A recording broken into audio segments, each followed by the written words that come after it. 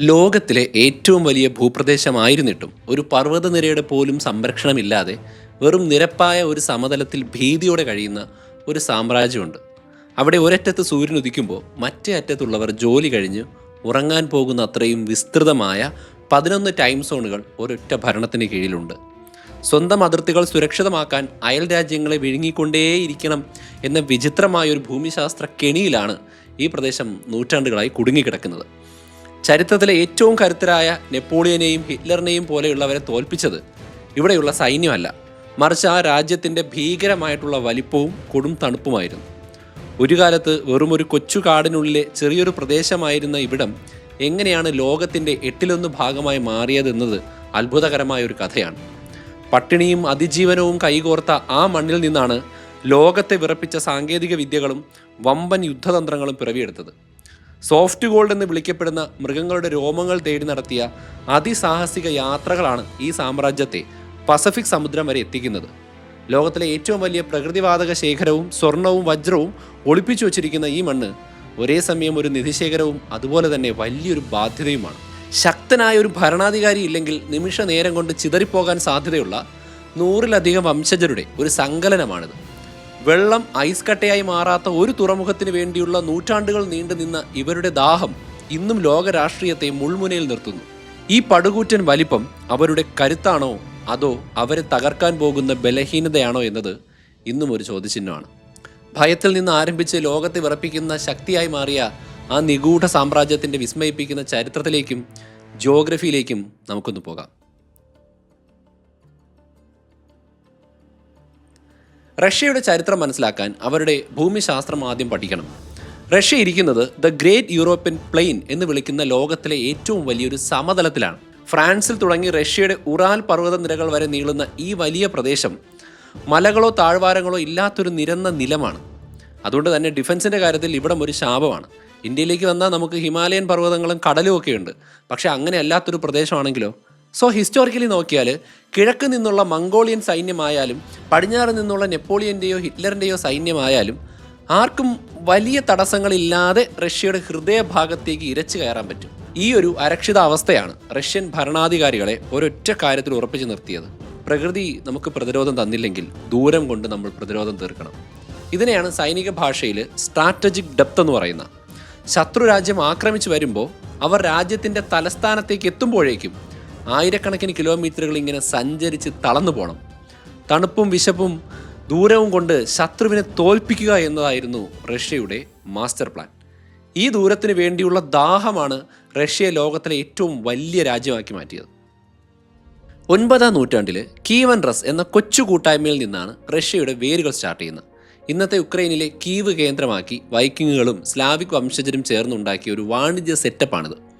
അന്ന് റഷ്യ ഇന്നത്തെ പോലെ ഒരു സാമ്രാജ്യമല്ല. എന്നാൽ 13-ാം നൂറ്റാണ്ടിൽ കിഴക്ക് നിന്ന് ബാത്തു ഖാൻ്റെ നേതൃത്വത്തിൽ വന്ന മംഗോളിയൻ സൈന്യം റഷ്യൻ നഗരങ്ങളെ അടിച്ചു നിരത്തി. ഏകദേശം 200 വർഷത്തോളം നീണ്ടുനിന്ന ഈ മംഗോളിയോക്ക് റഷ്യൻ ജനതയുടെ മനസ്സിൽ വലിയ ട്രോമ ഉണ്ടാക്കിയിട്ടുണ്ട്. നിലനിൽക്കണമെങ്കിൽ അധികാരം ഒരാളുടെ കയ്യിൽ തന്നെ കേന്ദ്രീകരിക്കണമെന്നും ചിതറിക്കിടക്കുന്ന നാട്ടുരാജ്യങ്ങൾ ശത്രുക്കൾക്ക് എളുപ്പത്തിൽ പിടിച്ചെടുക്കാൻ പറ്റുന്നതാണ് എന്ന് അവർക്ക് മനസ്സിലായി. ഈ മംഗോളിയൻ ഭരണകാലത്താണ് മോസ്കോ എന്നൊരു ചെറിയ പ്രദേശം പവർ പിടിക്കുന്നത്. മോസ്കോയുടെ സ്ഥാനം വളരെ തന്ത്രപ്രധാനമാണ്. വോൾഗ, ഡോൺ തുടങ്ങിയ നദികളുടെ സാമീപ്യം കച്ചവടത്തെയും സൈനിക നീക്കത്തെയും സഹായിച്ചു. ഇവാൻ മണിബാക്സ് എന്ന് വിളിക്കപ്പെടുന്ന ഇവാൻ ഒന്നാമൻ മംഗോളിയരുടെ ടാക്സ് പിരിവുകാരനായി നിൽക്കുകയും പണമുണ്ടാക്കുകയും ആ പണം ഉപയോഗിച്ച് ചുറ്റുമുള്ള നാട്ടുരാജ്യങ്ങളെ വിലയ്ക്ക് വാങ്ങി തൻ്റേതായൊരു സാമ്രാജ്യം വികസിപ്പിക്കുകയും ചെയ്തു. 1480-ൽ ഇവാൻ ദ ഗ്രേറ്റ് അഥവാ 3-ാം ഇവാൻ മംഗോളിയയ്ക്ക് കപ്പം കൊടുക്കുന്നത് അവസാനിച്ചു. അതോടെ റഷ്യ സ്വതന്ത്രമായി. എന്നാൽ റഷ്യയെ ശരിക്കും ഒരു സാമ്രാജ്യമാക്കി മാറ്റിയത് ഇവാൻ ദ ടെറിബിൾ അഥവാ 4-ാമത്തെ ഇവാനാണ്. സാർ എന്ന പദവി ആദ്യമായി സ്വീകരിക്കുന്നത് ഇദ്ദേഹമാണ്. 1550-കളായപ്പോൾ റഷ്യയുടെ ആവശ്യങ്ങൾ സാമ്പത്തികവും നയതന്ത്രപരവുമായിട്ട് മാറി. 1552-ൽ Ivan the Terrible Kazan khanate പിടിച്ചെടുത്തത് വെറുമൊരു മണ്ണ് മോഹിച്ചല്ല, മറിച്ച് വോൾഗ നദിയുടെ പൂർണ്ണ നിയന്ത്രണം കിട്ടാൻ വേണ്ടിയാണ്. വോൾഗ നദി റഷ്യയുടെ വ്യാപാരത്തിൻ്റെ പ്രധാനപ്പെട്ട ഒരു സ്ഥിരാകേന്ദ്രമാണ്. കസാനും പിന്നീട് 1556-ൽ അസ്താനയും കീഴടക്കിയതോടെ കാസ്പിയൻ കടലിലേക്കുള്ള വഴി റഷ്യയ്ക്ക് തുറന്നു കിട്ടി. ഇത് പേർഷ്യയുമായിട്ടും മധ്യേഷ്യയുമായിട്ട് ഡയറക്റ്റ് കച്ചവടം നടത്താനുള്ള ഒരു ആവശ്യത്തിൽ നിന്നുണ്ടായതാണ്. ഇതോടെ റഷ്യ വെറും ഒരു വനപ്രദേശമല്ല, പകരം ഒരു മൾട്ടി എത്നിക് എംപയറായി മാറാൻ തുടങ്ങി. വോൾഗയുടെ നിയന്ത്രണം കൈക്കലാക്കിയതോടെ കിഴക്കോട്ട് നോക്കാനുള്ള ധൈര്യവും റഷ്യക്ക് കിട്ടി. റഷ്യയുടെ വലിപ്പത്തിന്റെ 75% എവിടെയാണെന്ന് നിങ്ങൾക്കറിയാം, സൈബീരിയ. മഞ്ഞ് നിറഞ്ഞ വലിയൊരു പ്രദേശം. എന്നാൽ സൈബീരിയ പിടിച്ചടക്കിയത് സൈന്യത്തെക്കാൾ കൂടുതൽ കച്ചവടക്കാരായിരുന്നു. സ്ട്രോഗനോവ് എന്നൊരു അതിസമ്പന്നനായ ഒരു ബിസിനസ് കുടുംബത്തിന് ഉറാൽ പർവ്വതത്തിന് അപ്പുറമുള്ള സ്ഥലങ്ങൾ ഉപയോഗിക്കാൻ രാജാവ് അനുമതി കൊടുത്തു. അവർ യെർമാക്ക് എന്നൊരു പോരാളിയെയും ഒരു കൂട്ടം കോസാക്കുകളെയും വാടകയ്ക്കെടുത്ത് കിഴക്കോട്ട് പോയി. സൈബീരിയയിലെ രോമക്കച്ചവടം അന്ന് ലോകത്തിലെ ഏറ്റവും ലാഭകരമായിട്ടുള്ള ബിസിനസ്സുകളിൽ ഒന്നാണ്. എപ്പോഴും മഞ്ഞുമൂടി കിടക്കുന്ന പ്രദേശത്ത് രോമങ്ങളുള്ള തുകലുകളുള്ള ജീവികൾ ഒരുപാടുണ്ടാവും. അപ്പോൾ അവിടെ നിന്ന് ഒരുപാട് രോമം കിട്ടും. ഈ സോഫ്റ്റ് ഗോൾഡ് തേടിയുള്ള യാത്രയാണ് റഷ്യയെ പസഫിക് സമുദ്രം വരെ ഇങ്ങനെ എത്തിക്കുന്നത്. വെറും 60 വർഷം കൊണ്ടാണ് റഷ്യ ഈ മോസ്കോയിൽ നിന്ന് സൈബീരിയ കടന്ന് പസഫിക് സമുദ്രം വരെ എത്തുന്നത്. അമേരിക്കക്കാർ പടിഞ്ഞാറോട്ട് നീങ്ങിയതിനേക്കാൾ ശക്തമായ വേഗത്തിലാണ് റഷ്യക്കാർ കിഴക്കോട്ട് സഞ്ചരിക്കുന്നത്. നദികളിലൂടെ തുഴഞ്ഞും ചെറിയ മരക്കോട്ടകൾ പണിതും അവർ അടിച്ചു കയറി. സൈബീരിയയിലുള്ള തദ്ദേശീയരായ ജനവിഭാഗങ്ങൾ ചെറിയ ചെറിയ എത്നിക് ഗ്രൂപ്പുകളാണ്. അവർക്ക് അധികം ജനസംഖ്യയോ വലിയ രീതിയിലുള്ള രാജവാഴ്ച രീതികളോ ഒന്നും ഉണ്ടായിരുന്നില്ല. അതുകൊണ്ട് തന്നെ തോക്കിന് മുന്നിൽ അവർ ദുർബലരായിരുന്നു. 1639 റഷ്യക്കാർ പസഫിക്കിൻ്റെ തീരത്തെത്തി. അങ്ങനെ ലോകത്തിലെ ഏറ്റവും വലിയ ലാൻഡ് മാസ് റഷ്യയുടെ ഭാഗമായി. ഈ ഒരു എക്സ്പാൻഷൻ വെറും ഒരു മണ്ണ് പിടിച്ചെടുക്കലല്ല, മറിച്ച് വമ്പിച്ച പ്രകൃതി വിഭവങ്ങളുടെ മേലുള്ള കൺട്രോൾ കൂടിയായിരുന്നു. കിഴക്ക് വിജനമായ സ്ഥലങ്ങൾ പിടിച്ചെടുക്കുന്നത് ഭയങ്കര എളുപ്പമാണ്. എന്നാൽ പടിഞ്ഞാറൻ അതിർത്തിയിൽ യൂറോപ്പിലെ വമ്പൻ ശക്തികളായ പോളണ്ട്, സ്വീഡൻ, ഓട്ടോമൻ സാമ്രാജ്യം എന്നിവരൊക്കെയുണ്ട്. പീറ്റർ ദ ഗ്രേറ്റ് അധികാരത്തിൽ വന്നപ്പോൾ റഷ്യ സാങ്കേതികമായിട്ട് വളരെ പിന്നിലായിരുന്നു. റഷ്യയ്ക്ക് ആധുനിക രാഷ്ട്രമാകണമെങ്കിൽ കടൽ യാത്ര ചെയ്യാൻ പറ്റണമെന്നും അതിനായിട്ട് ഐസ് കട്ടയാകാത്ത ഒരു തുറമുഖം അഥവാ വാം വാട്ടർ പോർട്ട് വേണമെന്നും അദ്ദേഹത്തിന് മനസ്സിലായി. അന്ന് ബാൾട്ടിക് കടലിൻ്റെ അധിപന്മാരായിരുന്ന സ്വീഡനുമായിട്ട് 21 വർഷം പീറ്റർ നീണ്ട യുദ്ധം നടത്തി. ഒടുവിൽ 1709 പോൾട്ടാവ യുദ്ധത്തിൽ സ്വീഡനെ തോൽപ്പിച്ചതോടെ റഷ്യ ഒരു വലിയ യൂറോപ്യൻ ശക്തിയായി. പീറ്ററിന് ശേഷം വന്ന കാതറിൻ ദ ഗ്രേറ്റ് റഷ്യ വീണ്ടും വികസിപ്പിച്ചു. അങ്ങനെ പോളണ്ടിനെ 3 തവണയായിട്ട് വിഭജിച്ചതോടെ പോളണ്ട് എന്ന രാജ്യം തന്നെ ഇല്ലാതായി. ബെലാറസും യുക്രൈനും ഒക്കെ റഷ്യയുടെ ഭാഗമായി. തെക്ക് ഭാഗത്ത് ഓട്ടോമൻ തുർക്കികളോട് യുദ്ധം ചെയ്ത് അവർ ക്രിമിയ തന്നെ പിടിച്ചെടുത്തു. കരിങ്കടലിലൂടെ മെഡിറ്ററേനിയൻ കടലിലേക്ക് എത്തുക എന്നതായിരുന്നു അതിൻ്റെ ലക്ഷ്യം. നോവോ റഷ്യ എന്ന പേരിൽ തെക്കൻ സമതലങ്ങളെ അവർ വികസിപ്പിക്കാൻ തുടങ്ങി. കാതറിൻ മരിക്കുമ്പോഴേക്കും യൂറോപ്പിലെ ഏത് രാഷ്ട്രീയ തീരുമാനവും റഷ്യയുടെ വാക്ക് കേൾക്കാതെ ചെയ്യാൻ പറ്റില്ല എന്ന അവസ്ഥയാണ് ഉണ്ടാക്കിയെടുത്തത്. 19ാം നൂറ്റാണ്ടിൽ റഷ്യ തെക്കോട്ട് കണ്ണുവച്ചു. കോക്കസസ് മലനിരകൾ കീഴടക്കാൻ അവർ വർഷങ്ങളോളം യുദ്ധം ചെയ്തു. ജോർജിയ, അർമേനിയ, അസർബൈജാൻ അതൊക്കെ തന്നെ റഷ്യയുടെ ഭാഗമായി. തുടർന്ന് അവർ സെൻട്രൽ ഏഷ്യയിലെ കസാക്കിസ്ഥാൻ, ഉസ്ബെക്കിസ്ഥാൻ, തർക്ക്മേനിസ്ഥാൻ തുടങ്ങിയ സ്ഥലങ്ങൾ പിടിച്ചെടുത്തു. ആ സമയത്ത് ബ്രിട്ടീഷ് ഇന്ത്യക്ക് ഇത് ഭയങ്കര ഭീഷണി ആയതുകൊണ്ട് തന്നെ ബ്രിട്ടീഷുകാർ റഷ്യയെ തടയാൻ വേണ്ടി ചില പ്ലാനുകൾ ചെയ്തു. ഇതിനെയാണ് ഗ്രേറ്റ് ഗെയിം എന്ന് വിളിക്കുന്നത്. സിൽക്ക് റൂട്ടിലെ പഴയ നഗരങ്ങളൊക്കെ റഷ്യൻ കൈകളിലായി അവർ അഫ്ഗാനിസ്ഥാൻ്റെ അതിർത്തി വരെ എത്തിയിരുന്നു. ഇത്രയും വലിയൊരു രാജ്യം ഭരിക്കുക എന്നത് വളരെ വലിയ വെല്ലുവിളിയാണ്. മോസ്കോയിൽ നിന്ന് വ്ളാഡിവോസ്റ്റോക്ക് വരെ സന്ദേശം എത്തിക്കാൻ മാസങ്ങളെടുക്കും. ഈ ദൂരത്തെ മറികടക്കാൻ റഷ്യ പണിതതാണ് ലോകത്തിലെ ഏറ്റവും വലിയ റെയിൽവേ ലൈനായ ട്രാൻസ് സൈബീരിയൻ റെയിൽവേ. 1891 തുടങ്ങി 1916 പൂർത്തിയായ ഈ റെയിൽവേ റഷ്യയുടെ ഏഷ്യൻ ഭാഗത്തെയും യൂറോപ്യൻ ഭാഗത്തെയും തമ്മിൽ യോജിപ്പിച്ചു. ഇതോടെ സൈബീരിയയിലേക്കുള്ള കുടിയേറ്റം വർദ്ധിക്കുകയും റഷ്യയുടെ വലിപ്പം ജനങ്ങളെ കൊണ്ട് യാഥാർത്ഥ്യമാക്കി മാറുകയും ചെയ്തു. അതായത് റഷ്യയുടെ പ്രധാനപ്പെട്ട യൂറോപ്യൻ പ്ലേറ്റിലുള്ള കുറേ ആളുകൾ കൂടി സൈബീരിയയിലേക്ക് മാറിയപ്പോൾ റഷ്യ മൊത്തത്തിൽ ഒരുവിധം മൾട്ടി എത്നിക് ആണെങ്കിലും എല്ലായിടത്തും റഷ്യ അംഗീകരിക്കുന്ന ആളുകൾ എത്തിച്ചേരാൻ തുടങ്ങി.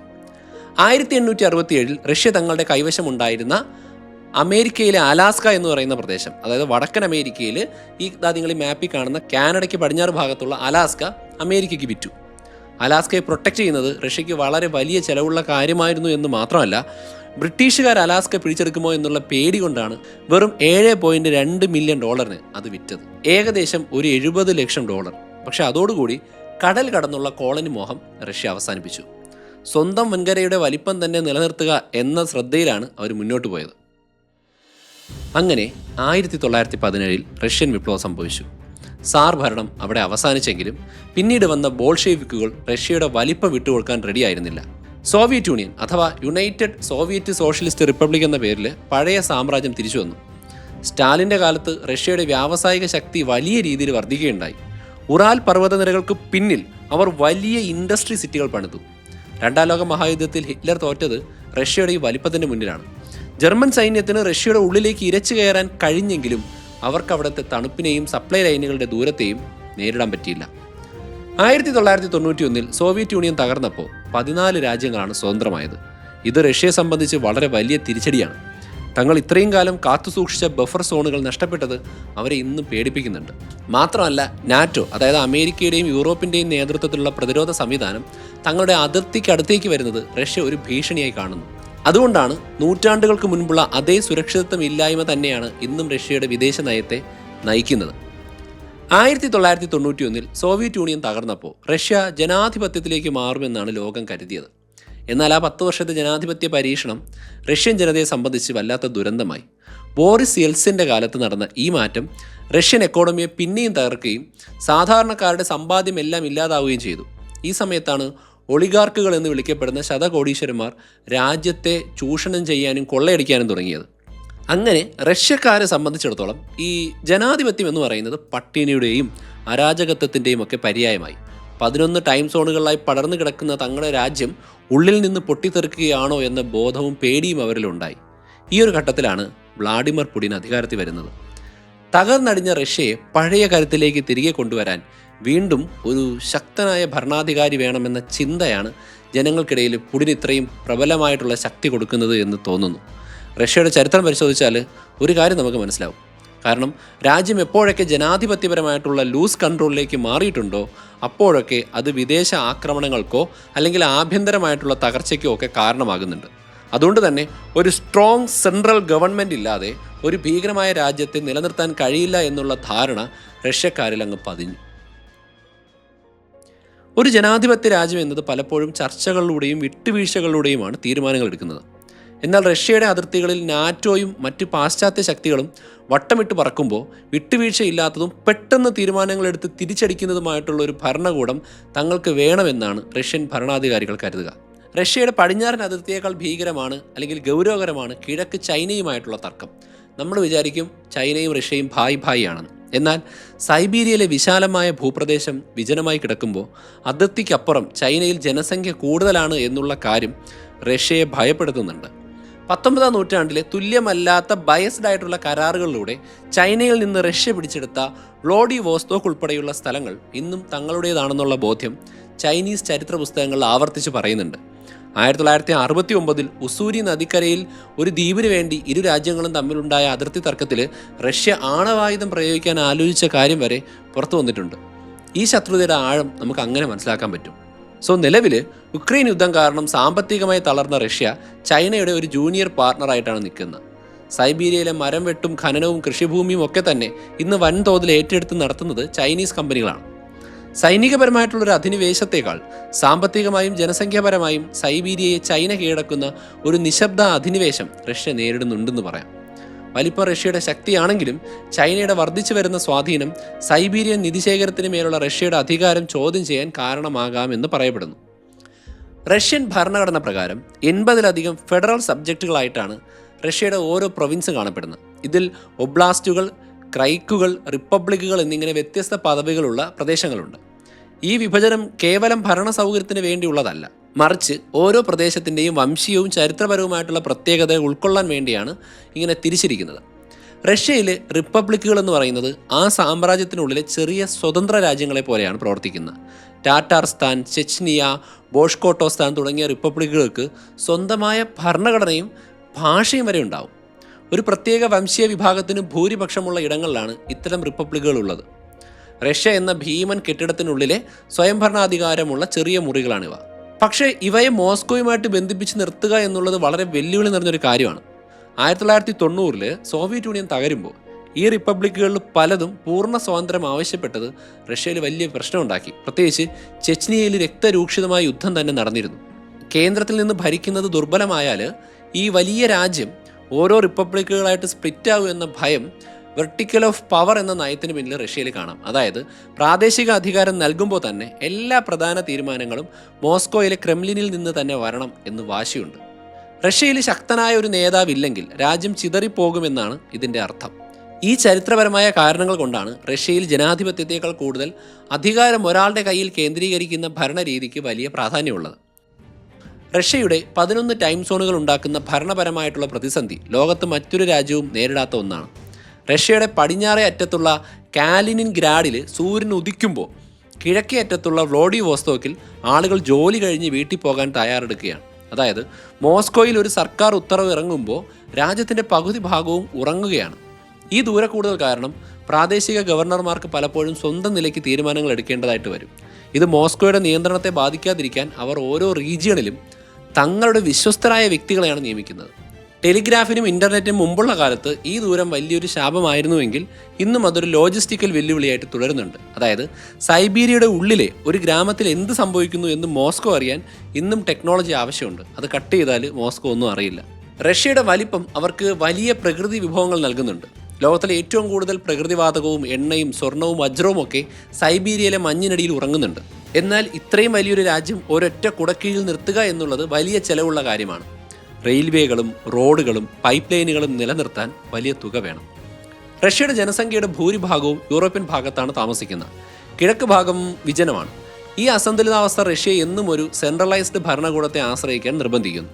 ഇന്നത്തെ റഷ്യ യുക്രൈൻ യുദ്ധത്തെ വെറും ഒരു ഭൂപ്രദേശത്തിന് വേണ്ടി മാത്രമായിട്ടുള്ള പോരാട്ടമായിട്ട് കാണാൻ കഴിയില്ല. മറിച്ച് അത് റഷ്യയുടെ നൂറ്റാണ്ടുകൾ പഴക്കമുള്ള ഒരു സുരക്ഷാ തന്ത്രത്തിൻ്റെ ഭാഗമാണ്. റഷ്യയെ സംബന്ധിച്ചിടത്തോളം യുക്രൈൻ എന്നത് കേവലം ഒരു അയൽരാജ്യമല്ല, മറിച്ച് തങ്ങളുടെ ഹൃദയത്തിലേക്കുള്ള ശത്രുക്കളുടെ പ്രവേശന കവാടമാണ്. യൂറോപ്യൻ പ്ലെയിൻ എന്ന നിരപ്പായ ഭൂമിയിലൂടെ നാറ്റോ സൈന്യം തങ്ങളുടെ അതിർത്തിക്കടുത്ത് വന്ന് മിസൈലുകളും മറ്റും സ്ഥാപിക്കുന്നത് റഷ്യ ഒരു അസ്തിത്വ ഭീഷണിയായി കാണുന്നു. 1709 സ്വീഡനെ തോൽപ്പിച്ചതും 1812 നെപ്പോളിയനെ തടഞ്ഞതും 1941 ഹിറ്റ്ലറെ പരാജയപ്പെടുത്തിയതും ഈ ദൂരം ഉപയോഗിച്ചാണ്. യുക്രൈൻ പാശ്ചാത്യ രാജ്യങ്ങളുമായിട്ട് സന്ധി ചേർന്ന് സ്വാധീനത്തിലായാൽ മോസ്കോയിലേക്ക് ശത്രുക്കൾക്കെത്താൻ ഇപ്പോൾ വേണ്ടതിൻ്റെ പകുതി ദൂരം കവർ ചെയ്താൽ മതിയാവും. അതുകൊണ്ട് തന്നെ 500 വർഷത്തെ അതിജീവന തന്ത്രത്തിന് നേരെയുള്ള ഒരു ചലഞ്ചായിട്ടാണ് റഷ്യ യുക്രൈൻ്റെ ഒരു തീരുമാനമെടുക്കലിനെ കാണുന്നത്. അതുകൊണ്ടാണ് 2014 ക്രൈമിയ പിടിച്ചെടുത്തതും 2022 യുദ്ധം തുടങ്ങിയതും. ഐസ് കട്ടയാവാത്ത സൊവസ്റ്റോപോൾ തുറമുഖം നിലനിർത്താനും തങ്ങൾക്കും പടിഞ്ഞാറൻ ശക്തികൾക്കും ഇടയിൽ ഒരു ബഫർ സോൺ ഉറപ്പാക്കാനുമുള്ള റഷ്യയുടെ അവസാനത്തെ ശ്രമമാണിത്. റഷ്യ തങ്ങളുടെ സുരക്ഷയെക്കുറിച്ചും നാറ്റോയുടെ ഭീഷണിയെക്കുറിച്ചും ഉന്നയിക്കുന്ന വാദങ്ങൾ എന്തു തന്നെ ആയാലും പേഴ്സണലി ആധുനിക ലോകത്തൊരു സ്വതന്ത്ര രാജ്യത്തെ ആക്രമിക്കുന്നത് ഒട്ടും ന്യായീകരിക്കാൻ പറ്റില്ല.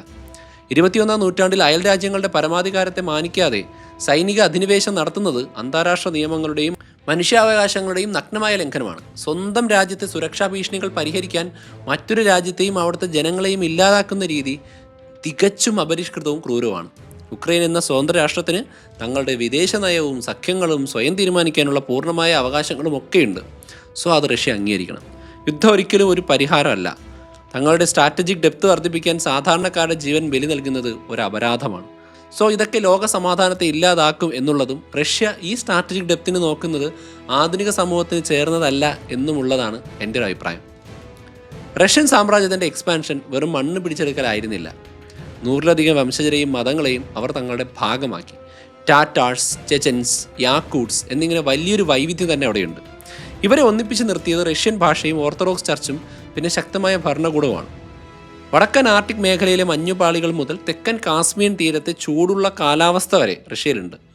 ആർട്ടിക് കടലിലൂടെയുള്ള നോർത്തേൺ സീ റൂട്ട് വികസിപ്പിക്കുന്നതിലൂടെ റഷ്യ തങ്ങളുടെ വടക്കൻ അതിർത്തിയെ ലോകത്തിനു മുന്നിൽ പുതിയൊരു വ്യാപാര പാതയാക്കി അവതരിപ്പിക്കാൻ ശ്രമിക്കുകയാണ്.